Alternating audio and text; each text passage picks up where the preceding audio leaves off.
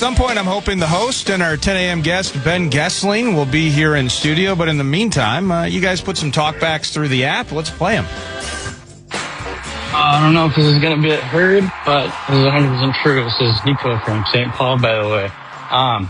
But what if they haven't told us the starter because we got JJ's arms and his upper body with his brain and his good whatever. Okay. And then there's Murray's legs, and we're just sewing them together, getting ready for the season.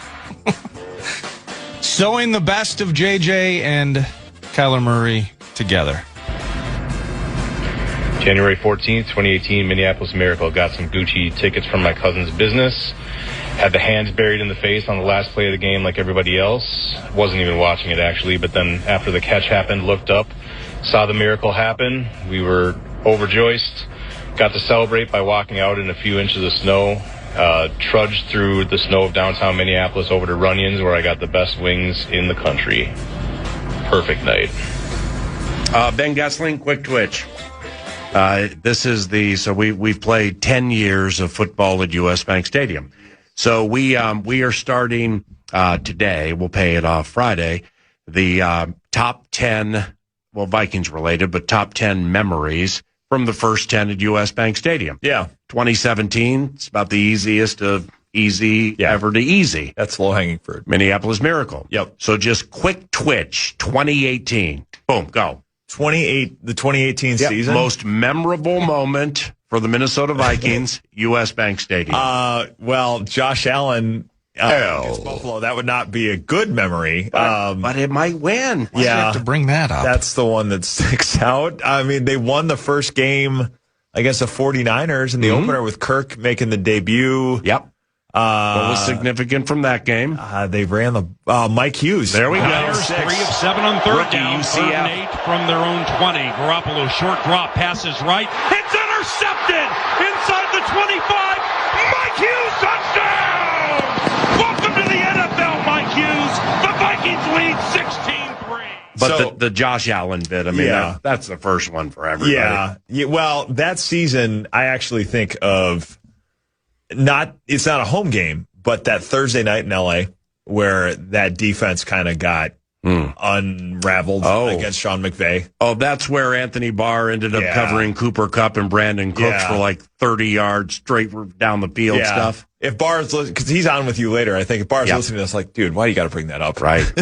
But no, the opener with Mike Hughes, I remember after that game, Zimmer's in the press conference room because they got a lot of grief for that pick because that was the whole how many corners do you need? The right answer is just one more.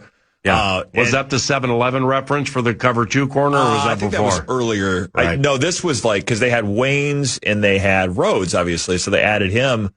And they had other needs, I think, on the offensive line, and they could have done a lot of things at the top of that draft. But I remember he had the pick in that game, and Zim comes to the podium and kind of has that smirk on his face and says, I know we took a lot of grief for that pick, but I'm glad we had him today. Right. And I think the ball got thrown right to him, if I remember correctly. But, Zim got his chance to dunk on the writers that questioned it. Yes, he did have to catch it, and he had to house it, which he did. Speaking not necessarily of dunking on the writers, but getting the scribes and members of the media to go to head scratching and just wonder exactly where are you going with this. Here's what I mean. So the Vikings, they beat Cleveland at Twickenham. Yep. And Thielen does that cool soccer slide back right to the end zone. Yep. All right. So then they get a bye. They come out of the bye. This 2017. They beat Kirk O'Chains in a spot 38-30. Yeah, it was a barn burner. And Keenum threw multiple interceptions. But he threw 2 in a row. But this was the game where Teddy came off the pup list. Were they both pick sixes? It was consecutive picks. I don't think either one was a pick six. Yeah, but it kept Washington in the game. Yeah. DJ Swearinger, if you remember that name. That was the guy he threw him to. Okay, so Sam the Man, who used to be on the Fan, Bradford, wins NFC Offensive Player of the Week 1. Right. They beat New Orleans. Dalvin outshined Adrian Peterson on Monday night. And that's right. Yeah. And then we go to Pittsburgh, hopefully to not play catch-up at Heinz. I always love that one. Artavis Bryant with a couple TDs or something in that game, cooking Trey Waynes in that game. And I'm not going to say that it was a charade. Yeah. But remember 2.5 hours before the game, on the field, Bradford, balky knee. Yeah. Trainer, offense. I mean, they're all out there, and he wasn't going to play. No. But it's so that kind of started somebody had the opinion, and Pat Shurmur was the offensive coordinator that year. Yes. Mike Zimmer was the head coach. They couldn't warm up to Case Keenum. No. So much so that Bradford basically was walking around on one leg. Yeah. And they trotted him out on Heinz Field 3 hours before the game, just in case he could beat the Steelers on one leg. Yeah. Well, so he couldn't, and C.J. Ham scored his first National Football League touchdown in that game. That's the only touchdown they had in that game. Didn't they lose like 24-9? 26-9. Okay, I was close. So they lose, and Keenum's the quarterback. All right, but see, then Case comes back as the quarterback, beats Tampa. Yep. Loses at Detroit 14-7. That was at home, and Dalvin tore his ACL in that game. Oh, that was here. That's right. Yeah, Dalvin fumbled, tore his ACL. Oh, midfield. Yep. That was the Dalvin game. Yep. So they lose that. But I remember my lead to my story after the game saying, I don't know if they can do this with Case Keenum. Like, that was the whole premise of my story, and then they went on a run after that. That was your lead? That's a long lead. It was the nut graph, as the journalism jargon would put it. The nutshell paragraph. Excuse me? Like the thesis of the story. I think the LEDE was they're cooked. Something like that in there, too. All right, so 1, 2, 3, 4, 5. All right, so they win 5 consecutive, and Dalvin Cook, the rookie Dalvin Cook, everybody's excited about him, and there he goes. He's out, ACL. Right. So they win 5 in a row or 4 in a row into the bye. Yep. Come out of the bye, beat Washington, beat Kirk O'Chains. They've won 5 in a row. Now they're going to play and this is where the media, how much do you recall? Yes. The media with the head scratching. Mm-hmm. They're going to play at home against the LA Rams. Zim was so smug before that game. Case Keenum used to play for the LA Rams. Yep. And, Case threw some bad picks at FedEx Field and kept chains in the game. But at the end of the equation, Zim's team won. Right. And the Wednesday press conference, not the Monday, after the Commanders game, when Wednesday. The quarterback talks, typically, yes. When the quarterback talks. Yep. Into the game, he just would not commit to Case Keenum being the quarterback. And he didn't do it all year. Everybody was we were all flabbergasted. Yes, because it was the first game Teddy came off the PUP list was that Washington game. He was on the sideline for that game. Didn't play, obviously. But then they would not name Keenum the starter to the point where the quarterback typically talks at a podium on Wednesdays. The head coach does his press conference, and the quarterback typically talks. And sometimes the timing of that changes a little bit, but that's generally the rhythm in the NFL. So if you are at a podium on a Wednesday, it is a sign that you are the starting quarterback. So when you see teams trying to, kind of hide it, they'll play with this. But Keenum never talked at a podium that entire season, not after the Minneapolis Miracle. He did his press conference in the locker room. They had like a makeshift podium that they would set up for a couple other players. But typically the quarterback would talk in that kind of makeshift media center that they built with the film room in the corner of the field house. Down memory lane we go. Yeah. So typically it would be the coach would talk in there and the quarterback would talk in there. Keenum did not talk in there the entire season because that would have been tantamount to saying he is our starting quarterback. And Zimmer, even though it was obvious he was going to play every week, Zimmer would not do it. And that was when we started to get he's got a horseshoe stuff. And, but yes, that game against the Rams, they win it big. And I remember that whole week, Zimmer because this was like the Rams were starting to light it up and McVay was kind of the hot new thing. And it was all of this like, they're basically calling the plays for Jared Goff from the sideline. They're doing all the going quick and hand signals and all that stuff. And they beat them bad. I mean, the Vikings beat them bad, and Zimmer 24/7 was like, we've got this thing cracked. This team will have no chance. We will embarrass them. But we just don't know who our quarterback is. Right. But yes, that was that year. And then by 2018, it had all flipped. But yes, that game against the Rams, I remember that whole week. You could tell every once in a while when he thought, like, we're going to pound this team. Yep. He would have a certain, I mean, you probably realize, you know, in your interactions with him, which would have been more than mine, you would probably see that sometimes too, where he, by Wednesday or Thursday, if he's kind of walking around with a little bit of that half smile, it's like, oh, he's feeling good. Let me ask you this. That's good. I hope your memory is better, because I remember talking about this. This was a thing. What is there something punitive there? How much did he just love Teddy? The frustration over the situation. I know that he loved Teddy, but he was off the PUP list in the Washington game. Didn't make the field even until the Bengals game 4 or 5 weeks later. Like, why wasn't there just some humility on Zimmer's part to just acknowledge Keenum was the guy that we all knew was the guy, and in playing the games like that? I just never came to terms with why that was, and now it's kind of irking me that you're talking about it. Yeah, I wonder if some of it was maybe he figured this keeps a little bit of the carrot out in front of him, and he is better with a little bit of an edge. It might have just been, I mean, Zim was stubborn. It might have been that too, where it was just he didn't want to acknowledge it because he did love Teddy. But the interesting thing that year too was I also think he loved Bradford, or that year in 2016 where Bradford came in, I think Bradford played the position really well, and I think there were a lot of things about those two that clicked. And I remember before the Saints game, the question was who's going to be the backup.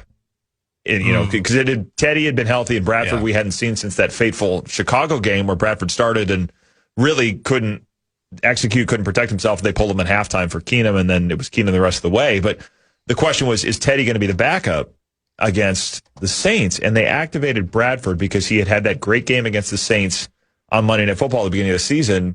And they figured if we need to go to somebody, Bradford's going to have the better chance. But, yeah, there was all of that stuff where you probably had two guys in Bradford and Teddy that Zimmer was more like, this is my guy. And the problem was they both had knee issues that long term it was going to be, can we bring either of these guys in here? But I think there was always the feeling with Keenum of like, how much of this is, he calls it a horseshoe. How much of it is he's throwing passes that you look at, because I can remember so many plays that season where he's throwing it up, it's like, boy, that's dangerous. And then Thielen or Diggs would come down with it. Thielen made a number of great over-the-shoulder catches that season. And I think they've always kind of felt like if we're living right, but that may not be the most sustainable thing. I think that was all kind of went into the calculus there. Yeah. So Teddy's injury took place into the 2016. Yes. Okay, it was here against the Chargers. August 30th. Third preseason game. And it was a Tuesday. Off what Eric mentioned earlier about Zimmer and adoration for Teddy. Yeah. I believe the press conference where Zimmer talked about Teddy's done, and just how bad this knee situation was. That so the game I think was on a Saturday, and that press conference was like a Tuesday or something like that. Well, I think the game was a Sunday. Okay, against the Chargers, and Teddy got hurt on a Tuesday. It was the last practice of the preseason. We had done the great NFC North debate at the State Fair earlier that day. Super pumped for the evolution of Teddy off the 2015. And that preseason game, Teddy was lights out. Against the Rams. He was like dialed in. Chargers. It was like the first game at US Bank Stadium, and he was just throwing dimes. Right. So it was like, oh boy, okay, they got him, they got Adrian. Here we go. Oh, but he hit Rudy with a missile over the middle. Yeah. And but here's the point. Charles Johnson, I think too. The point is Zimmer at that press conference. It's the saddest. It's one of the saddest press conferences I've ever witnessed. You've seen more than me, and in different sports too. But I don't know if like tears came down. Yeah, he cried a little bit. Yeah, he was holding back tears. When he was saying that not only is this it for Teddy, it might be it, period, for Teddy. And it's like if so-and-so didn't do this and the ambulance, the EMT didn't get here quickly enough, like the word amputation came up, something like that. I mean, that was the soft, human, loving side of Mike Zimmer. I'll never forget. And he always had a connection with Teddy that was different than, and he had his guys. I mean, like Terrence Newman, he certainly had his guys that you could tell were near and dear to him. Teddy was very much one of those. And yes, I remember that. I remember that day. My head was turned when it happened because we were on the field. It was very early in practice. So my It head was all the way the other side of where we it was were. to my right. I was standing. My head was turned. I was talking to somebody, and then I hear people start swearing and throwing helmets. I'm like, what happened? And then Teddy's down on the field, and then you see them running out there. And when trainers run out with a certain level of urgency, it's bad. Yep. And they're running out there quick, and they get the air cast ready. It's like, whoa. Yep. And then, 5 minutes later, you're hearing, woo, practice. And they said, practice is done. And we're walking back because the media room was in that bank building across the street. So we're walking back across the parking lot. Yep.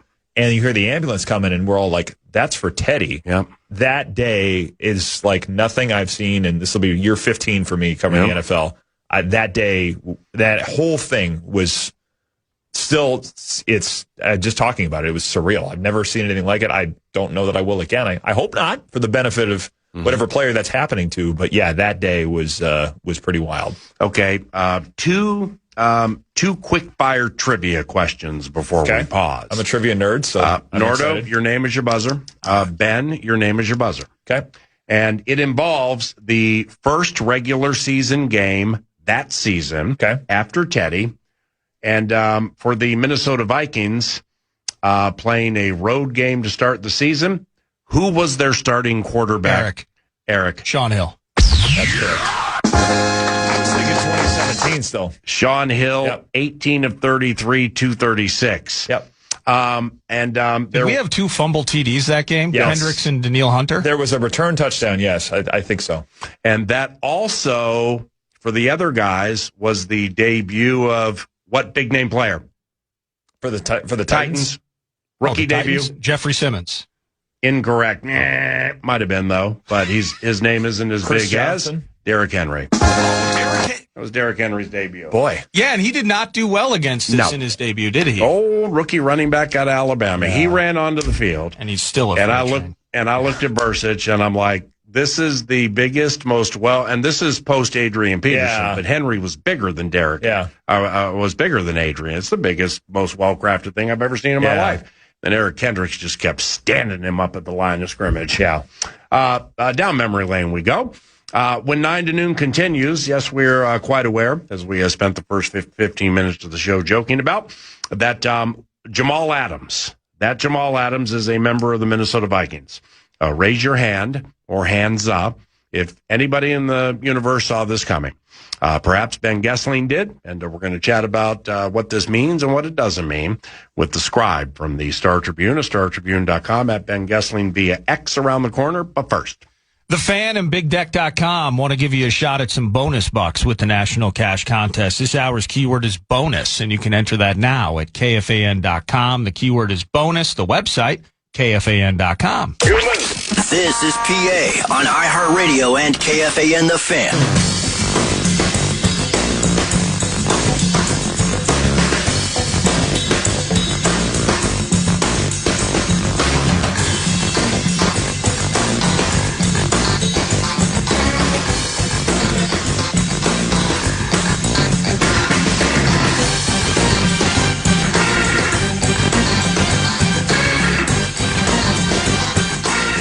Hey, PA and Nordo, Austin here.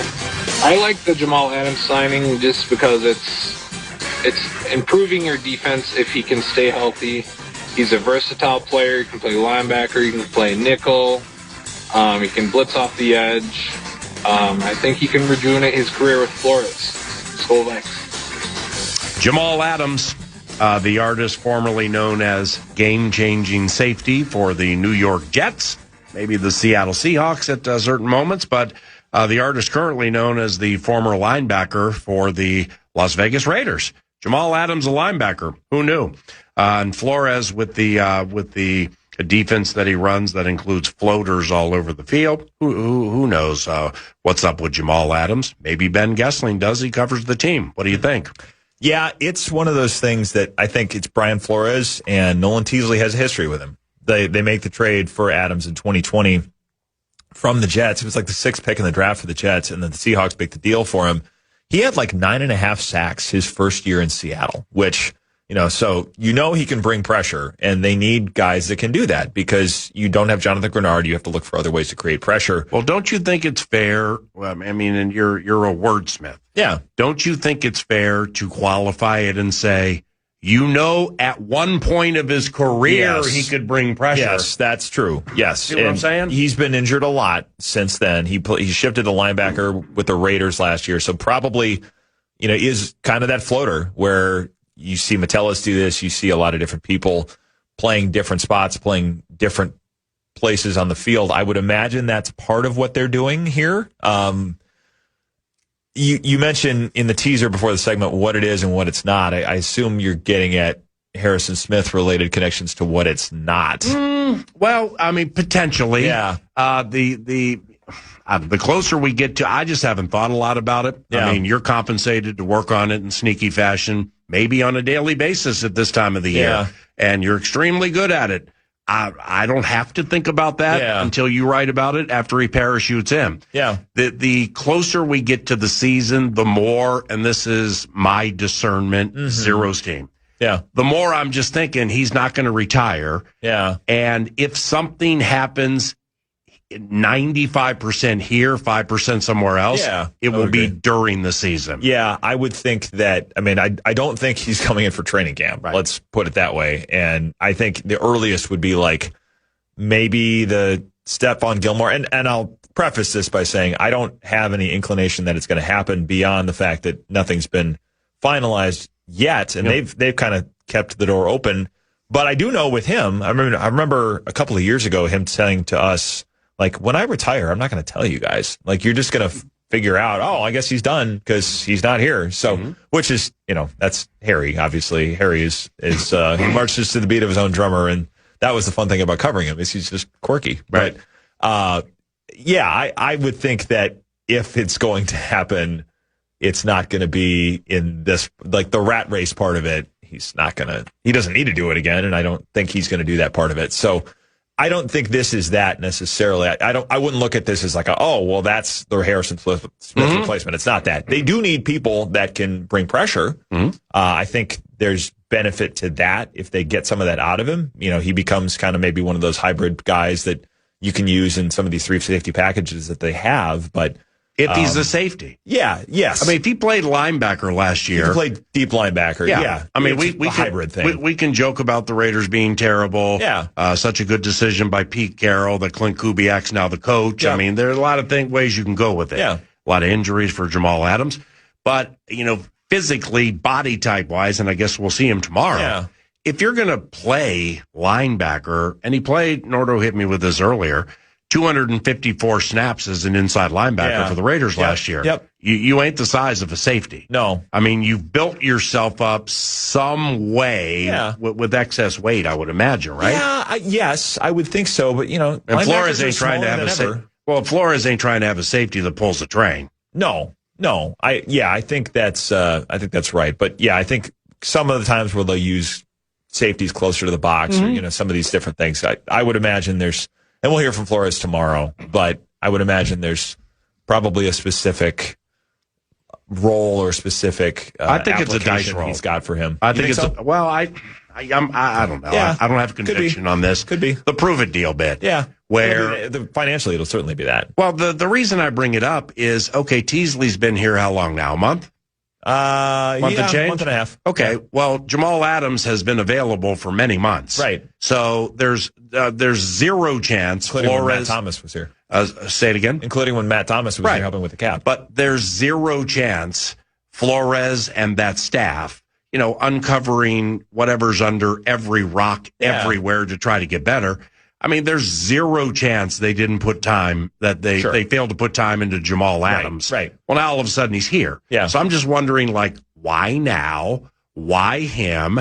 Is Cashman's finger in a situation where maybe it needs to be cut off like Ronnie Lott, and he just needs to get out there and play? Yeah. Are they frustrated with pace? I mean, are they like is Teasley? See, here's what's the pup list thing going to be? I shouldn't say today? Frustrated with pace. Yeah. We haven't even played a snap in training camp. That was egregious.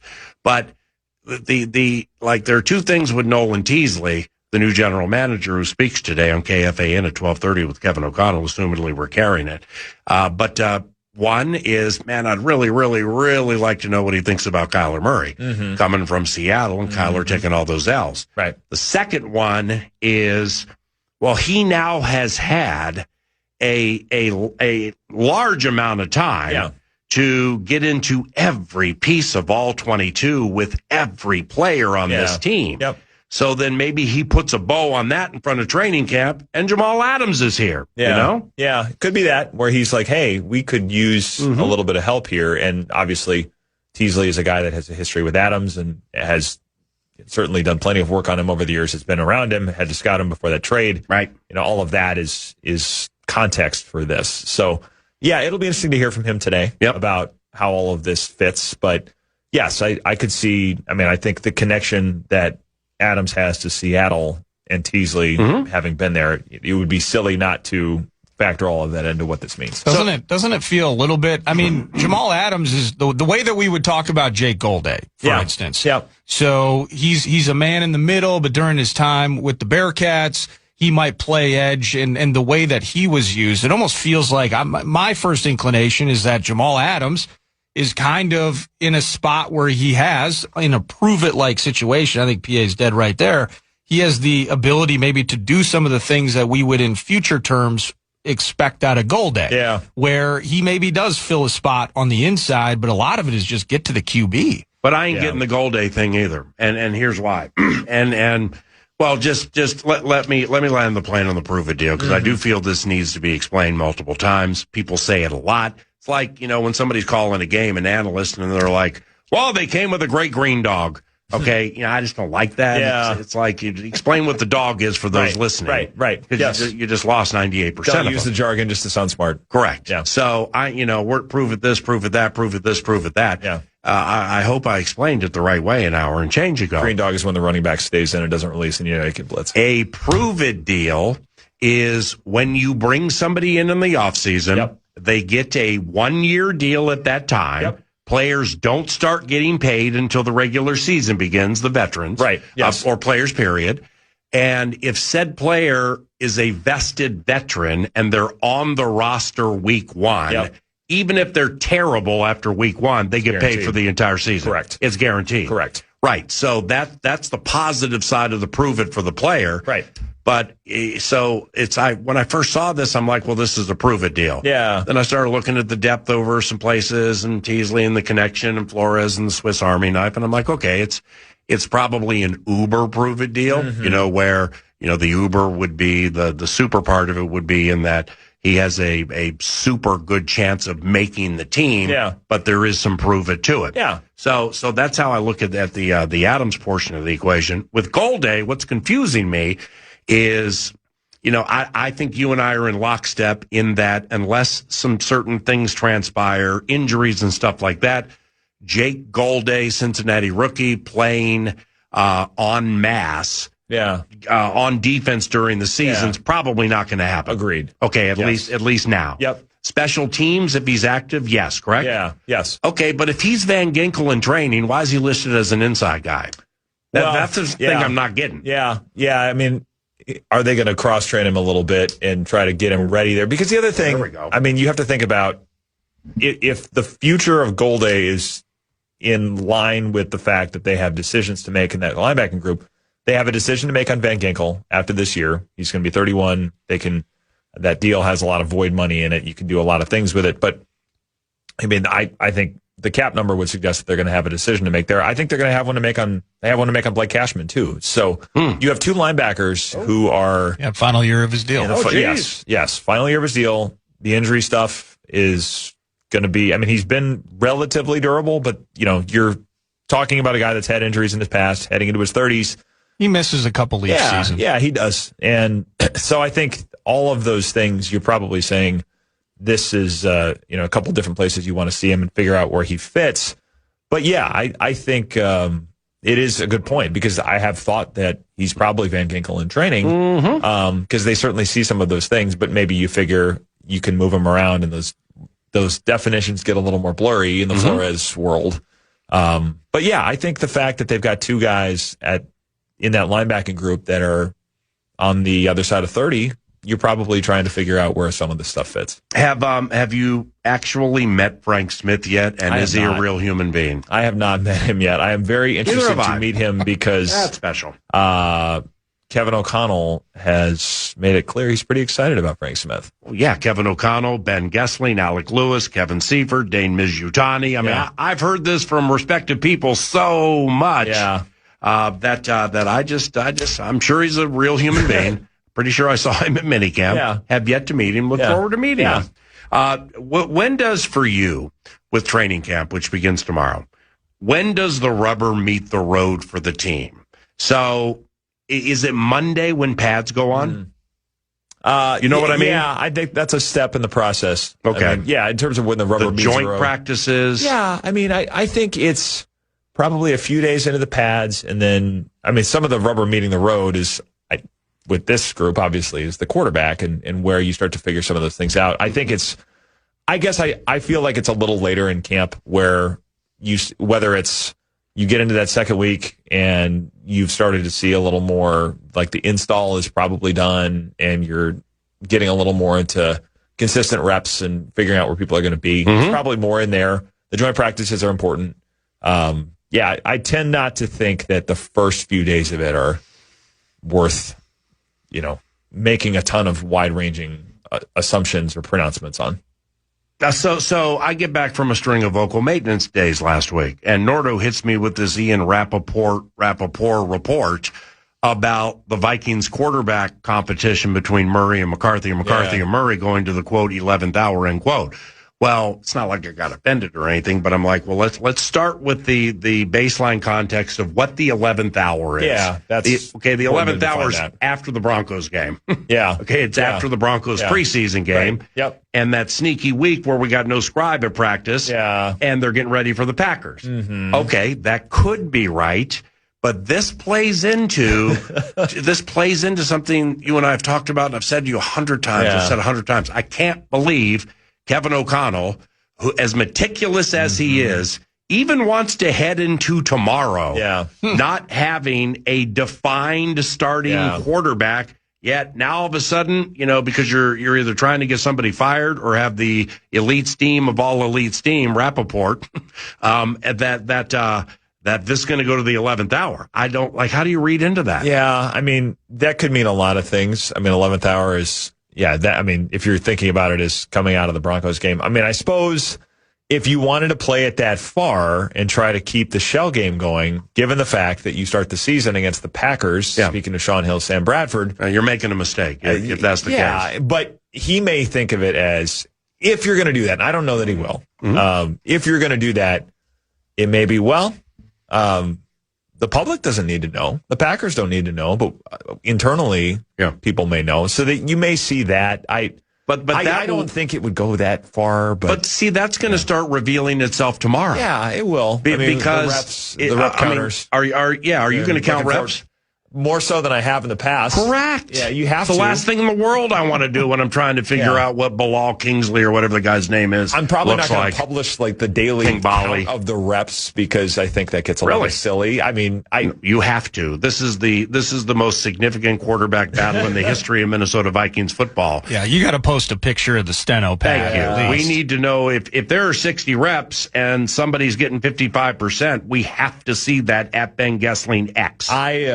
That's not typically the way I roll, but I'll probably do a little more of it. I'm generally going to say let's keep it all in a little more context, and I know that's boring, but I will be counting reps certainly more than I have. But to properly prepare. Yeah, I mean, I'm not trying to sound like Don Coryell here or New Age Vince Lombardi, but to properly prepare to beat what may be the best team in the division, the Green Bay Packers. Yeah. I can't believe the best route is, hey, number 1, you get 50 snaps. Yeah. Hey, number 9, you get 50 snaps. Can't be. 50%. Yeah. Wednesday, Thursday, Friday, Saturday. Then we think about it. Then we put the pads on. Yeah. And Kyler, you get 53%. JJ, you get 47%. I just that's like being good at a bunch of things but great at none. Yeah, it's the old. I mean, to that point, it's the old. If you have 2 quarterbacks, you don't have anything. And we already heard Kyler say it in the offseason program about. Well, yeah, it's a little different trying to learn an offense when you're not playing with all of the reps. So and I'm not on board with that. And I've heard this from people with the. Well, they got to keep it like that to keep the other guy engaged. That is the flimsiest, weakest, softest, snowflakiest thing that I've heard since January. That's since I've heard in quite some time. Yeah. Because so you're frustrated and unhappy that this ain't going your way. Well, then quit. You know what I mean? Well, and the contract for both of them, the stakes should be enough to keep them both in. Right. I don't think that's an issue because Kyler Murray's on a 1-year deal, and JJ McCarthy. This is a pivotal year in his career. And it just feels like in the only circumstance where it makes sense to extend it is if neither jumps out, right? So whether that's a problem too. But then even in that scenario, the head coach has to make a decision. And so the idea of we're going to truly run this through the gauntlet of a full training camp to see who ultimately shines. I think KO in his own right in his office at some point early on, the combination of you, Ben, and others that are on the ground every day seeing it, to the coach in his office, at some point he's just going to have to make a freaking decision on this. And I believe that lies far before that 11th hour that you guys were talking about. So are you anticipating 2 quickies to close? And I'll see you today at 12:30 for the Life Changer. Yes. The press conference. Are you anticipating any civil wars beginning at training camp when the pads go on? And I mean any training camp fights. Well, last year we had a little more of that because the defense was pretty fired up, and there were a couple days of stuff. I mean, there'll be a shoving match at some point. It's always before that first preseason game when it's time to hit somebody else. You always hear that phrase. And the defense, that's the time of the year. Skin. That's right. Yeah, there'll be some of that. Yes. There'll be Watch something. NFL Network, and every interview is can't wait to hit somebody wearing a different uniform. Can't wait to think about it. You hear that a million times. Percent chance 1 through 99. Any of those civil wars, like training camp fights, involve Murray and McCarthy. I always love that one. Just going at it. Forget Rappaport, forget the 11th hour, forget the cutting reps. You and I right here, and the winner starts against Green Bay. I don't think that'll happen, but I'm sure there will be. If it happens, it will be. And how do you handicap that? Widely covered. And JJ was a hockey player. I mean, Kyler's athletic, though. They're both multi-sport athletes, so it would be an interesting battle. Kyler played baseball, which means he may bring a bat. Right. I always love that one. Or doesn't charge them out. I don't know. Are you aware of the media-related controversy that you are about to face today, Mr. Ben Goessling, when I see you there at 12:30? I don't know that I'm entirely aware of it. Okay, so when with a bit of trepidation, Vikings training camp takes place, the yours truly will find a spot on the exclusive Vikings radio network perch overlooking 4 perfectly manicured practice fields, memorizing numbers and body types. And it's covered and it's shaded. Yes. And all media-related friends are always invited to come up there and sit and watch practice and do all that. But generally stuff's on the other side of the field, and I'm using my binoculars. So you guys will find a comfy little spot adjacent to a wall with the fans above you that has about 2.5 feet of shade. Yep. And find any shade you can. Okay. Well, last year, it used to be the scissor lift thing in Mankato. Right. There were no trees. Oh, that's right. Hide under that. It was there's a little bit of shade. We can share it. We'll be fine. I don't know if last year was the first year, but I believe between the 2 big sponsor tents, there was a media tent. Yes. Okay, well, that media tent no longer is in that place. And I had to go out there to pick something up yesterday, so I took a look at the perch to make sure the perch was status quo. Okay. And we are looking straight at the perch. Yep. Okay, and then we're looking at the mini camp berm. Yep. You know the berm? Where you guys stand? Yep. Okay, the tent is on the 50 above the berm. Okay. Which means all the action on all the fields is all the way to what would be the southeast of the facility. You guys are all the way at the northwest. Your thoughts? Yeah. I mean, it's, we'll have to. I'm just kidding. It's not there. they were putting something there, and I'm like, did they move that media tent? Holy cow, are they going to be as far away from the action as possible? That's brilliant. Who took over? Bill Belichick? Yeah. But no, your tent's secure and in a perfect place for the scribe. The Vikings PR department remains one of the best in the NFL, so it's a early step in the campaign to that Roselle Award. That is very inside. But well done, boy. If I'll see you in an hour and change. All right, sounds good. Ben Goessling at Ben Goessling VX covers the Vikings for the Star Tribune. News du Nord is next. This is 9 to noon, live on iHeartRadio and KFAN. Dan. What up? It's News du Nord, a daily truncated edition of what else is happening. And, of course, Vikings training camp upon us. We'll get to that momentarily. But News du Nord is brought to you by The Casino. Not a casino. The Casino at Canterbury Park in Shakopee. I love the spot. Feeling the felt, poker, blackjack, and table games all year round. You got live racing. You have family days. So many different ways to enjoy that property down there in Shakopee. And the first place to start, go to CanterburyPark.com. We'll get to baseball before a little football and the A topic for the Purple. The Minnesota Twins, a game under 500, start a three-gamer at Target Field this evening at 6:40 p.m. And, trade deadline a week from yesterday. So next Monday, the MLB trade deadline will take place. Are they buyers? Are they sellers? These next six. Both these home games against Kansas City, and then I think a weekend road series to Seattle, maybe determine whether they're buyers or they're sellers. Do you buy into the team? Well, you're going to get to see Taj Bradley this evening against Seth Lugo at 6:40 p.m. But they've been just underwater for so long. PA, a win tonight puts them back at 500. And feeling good about themselves in a winnable division. I haven't looked at the American League wild card situation. They were a game back as of yesterday. That's it. Yeah, I will. Let me find the current after last night's games. With respect to the Minnesota Twins, okay, a team that has lost Pablo Lopez for the season. Who's the other pitcher they lost for the season? It's the Mick Abel, who they really liked, and David Festa. Yeah, and then Simeon Woods Richardson. I think they just let him go because he wasn't working. Yeah, Ober was out for a minute, and they got JoJo. So the point being here is, all right, Twins at 500, go Sheltie. Be really cool if they won the division and gave the markets postseason baseball. But so this is with respect to the Minnesota Twins. How bad is the American League? I mean, it's if you have a team a game out of the wild card, a game below 500. I mean, this ain't the highly rated race in the history of Kentucky Derby Day at Churchill Downs, if you know what I mean.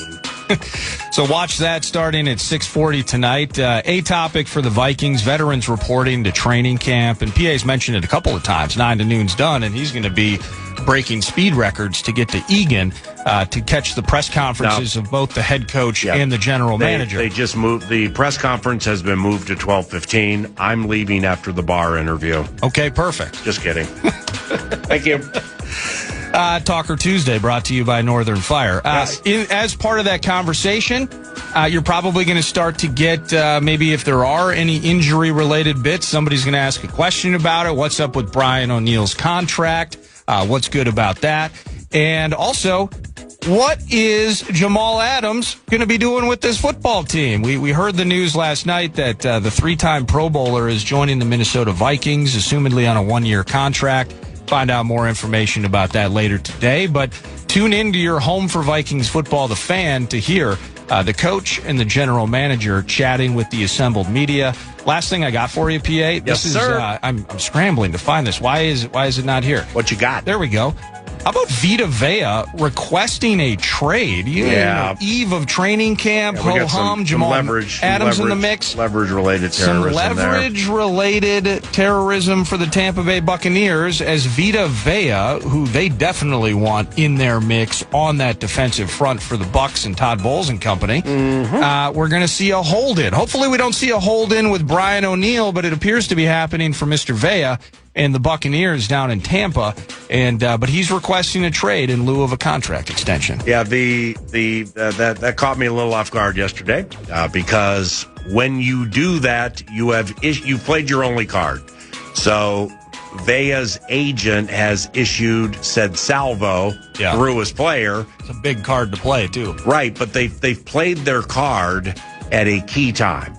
And it's a time that indicates to me where they're being like, my guy's big, All right. Now, big people, when they're on short time because you're jacking around with this, and now we're going to rush him out there and run him around.